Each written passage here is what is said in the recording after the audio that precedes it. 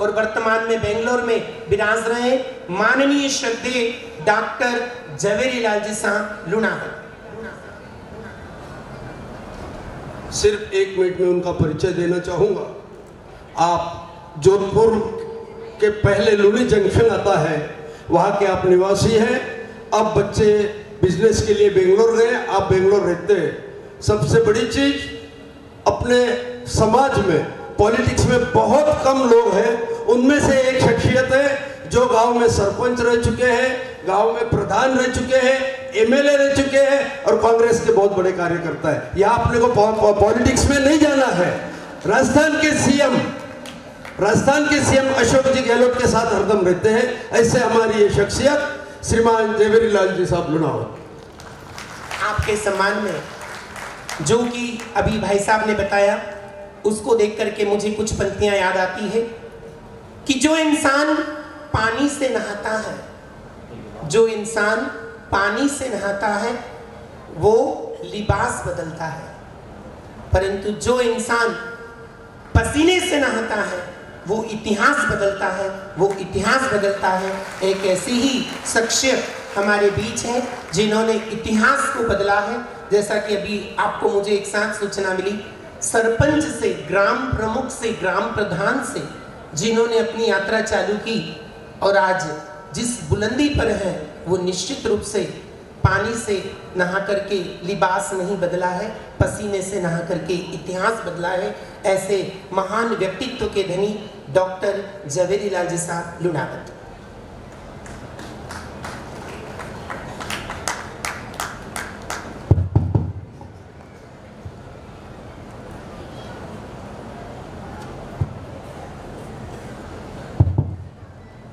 सबके मुंह से सबसे पहले जयकारा निकलना चाहिए।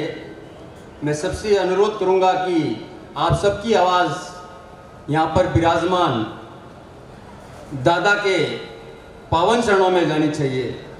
बोले जिनशासन देव की, बोले जैन धर्म की, बोले अहिंसा परमो धर्म की। बहुत बहुत धन्यवाद।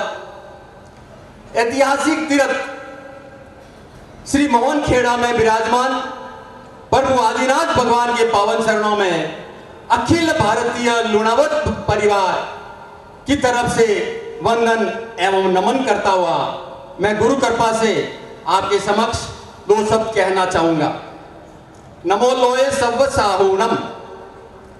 अखिल भारतीय लुणावत भाईपा परिवार के समस्त सदस्यों को मैं प्रणाम व सादर नमन करता हूं। सबको मेरा सादर जय जिनेंद्र। मोहन खेड़ा तीर्थ की पावन धारा पर 7 साल से लुणावत भाईपा की मनोकामना आज पूर्ण हुई। उस हेतु में आप सभी की तरफ से इस सम्मेलन को प्रत्यक्ष व अप्रत्यक्ष रूप से सहयोग करने वाले सभी सदस्यों का आभार व्यक्त करते हुए उनका अभिनंदन भी करता हूं और उनको नमन भी करता हूं। मेरा संबोधन शुरू करने के पहले सम्मेलन के प्रथम दिन यानी शुरुआत में ही आप सभी से हमारी प्रमुख कार्यकारिणी की तरफ से क्षमा याचना करता हुआ, क्षमत कामना करता हुआ मैं चामी दुगड़म कहता हूं कि हमारे द्वारा इस कार्यकारिणी के द्वारा अगर किसी भी प्रकार की त्रुटि रह जाए तो हमें अपना भाई मानेंगे और भाई है, इसलिए अब आप हमें माफ कर देना। चूंकि प्रमुख कार्यकारिणी का मैं भी सदस्य होने के नाते आपसे यही अनुरोध करूंगा कि जाने अनजाने या प्रत्यक्ष या अप्रत्यक्ष रूप से इस सम्मेलन की व्यवस्था में किसी भी तरह की त्रुटि हो गई हो या हो रही हो तो आप इस सम्मेलन को अपना ही परिवार का सम्मेलन मानकर माफ अवश्य कर देना। वो व्यवस्था में सहयोग जरूर बनाए रखने की अपील भी करूंगा। ये हमारा प्रथम सम्मेलन है, इसलिए इस सम्मेलन में जो भी भूल होगी वो हम आगे के सम्मेलन में सुधारने की पूरी कोशिश करेंगे, ऐसा मैं आप सभी को विश्वास दिलाता हूं। और आप सभी के अमूल्य सुझाव भी हम लेंगे, ऐसे भी हम आपसे अनुरोध करेंगे।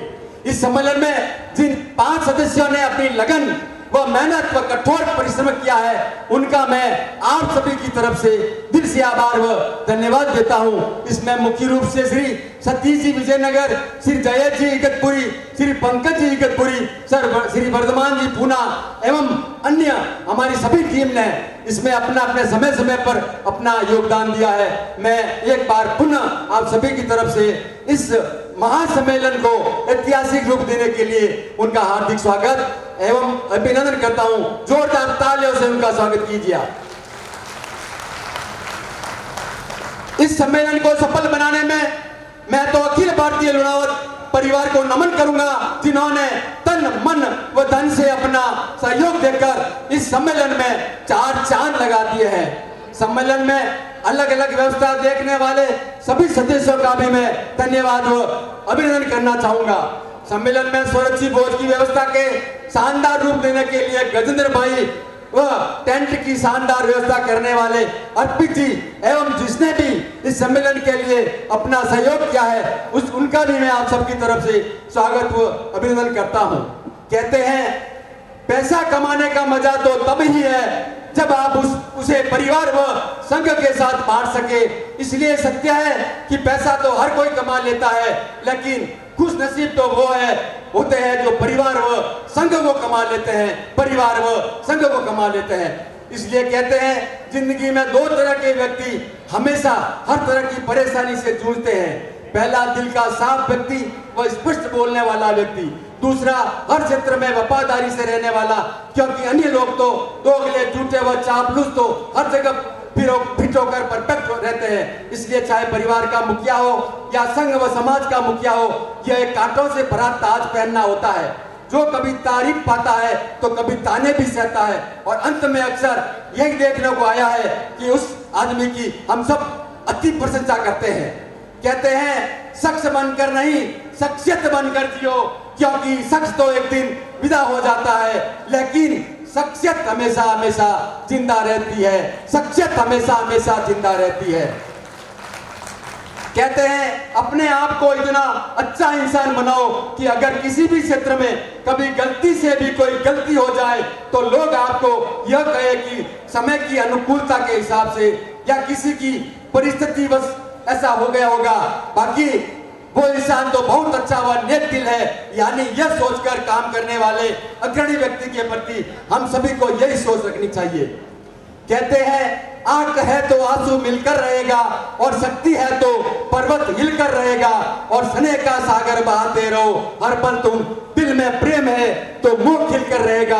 दादा आदिनाथ के चरणों में आए हो तो इस लुणावत भाईपा परिवार का जीवन अवश्य बदल कर रहेगा, अवश्य बदल कर रहेगा। कहते हैं सीता की बात पर राम की याद आएगी ही, राधा की बात पर श्याम की याद आएगी ही। जब भी महासम्मेलन की बात चलेगी तो उस लुणावत भाईपा परिवार के इस प्रथम सम्मेलन की याद अवश्य आएगी ही, याद अवश्य आएगी ही। इस सम्मेलन की जरूरत क्यों पड़ी? इस सम्मेलन को करने के पीछे क्या उद्देश्य है? इस सम्मेलन से लुणावत भाईपा परिवार का क्या भला होगा? इस सम्मेलन में 30 लाख का खर्चा हुआ, तो इतना खर्चा करने व सभी का समय 4-5 दिन का खराब करके क्या मिला? आदि आदि इस तरह के सवाल भी शायद कई भाइयों के परिवार के दिमाग में आते होंगे, या आ सकते हैं या आ गए होंगे। अब मैं आपको बताता हूं 21वीं सदी में, यानी इस तकनीकी युग में इस तरह के सम्मेलन होना बहुत आवश्यक हो गया है, क्योंकि हमारी जनरेशन व हमारा समाज बहुत मतलबी हो रहा है।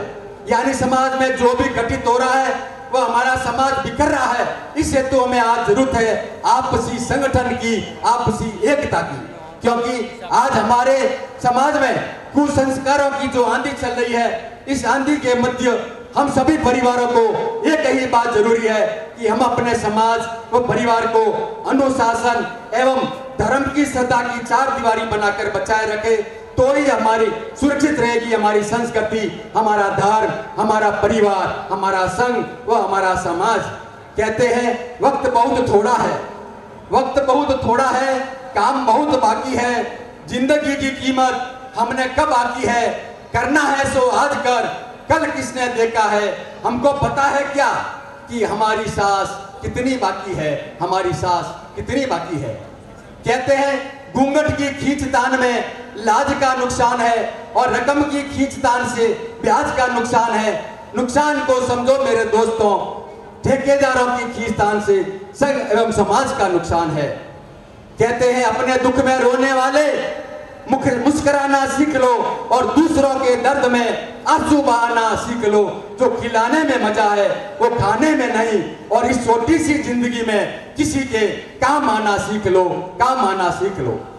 वह दीप जलेगा कैसे जिसके भीतर तेल नहीं, और वह फूल खिलेगा कैसे जिसके मूल में रस ही नहीं, और उनका जीवन चलेगा कैसे जिनके दिल में सुदेव, सुगुरु व सुधर्म, माँ बाप व संघ समाज व भाईपा के प्रति प्यार ही नहीं। यानी इस सम्मेलन का उद्देश्य मैंने आपको इन लाइनों के माध्यम से प्रकट किया है। लुनावत भाईपा परिवार के इस सम्मेलन में अनेक राज्यों से हमारे भाई बंधु पधारे हैं, तो ये एक ऐसा माध्यम है कि हम सब आपस में एक दूसरे से मिलकर अपने किसी की बात को शेयर कर सकते हैं। वह किसी भी शहर में अगर किसी भी लुनावत भाई को किसी तरह की जानकारी या मदद की आवश्यकता पड़ती है तो हम आगे आकर उनको योगदान कर सकते हैं, उनके काम में आ सकते हैं। इसके अलावा आज हमारे बच्चों के संबंध हेतु भी यह पहचान बहुत उपयोगी सिद्ध होगी। इसके अलावा हमारे बच्चे भी एक दूसरे परिवार के निकट आ सकते हैं।